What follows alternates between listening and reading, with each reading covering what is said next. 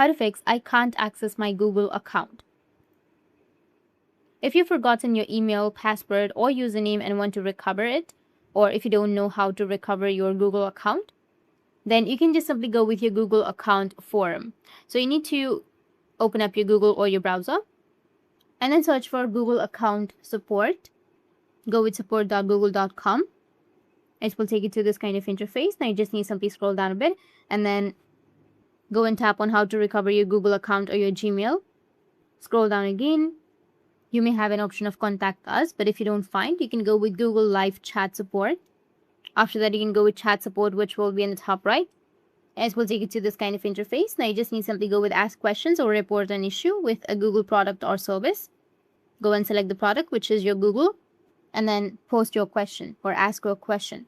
And one of the Google's product experts will answer all of your questions. You can then recover your email account for which you forgot the password or email. So that's it. And if you have any questions, feel free to comment below. Thanks for watching.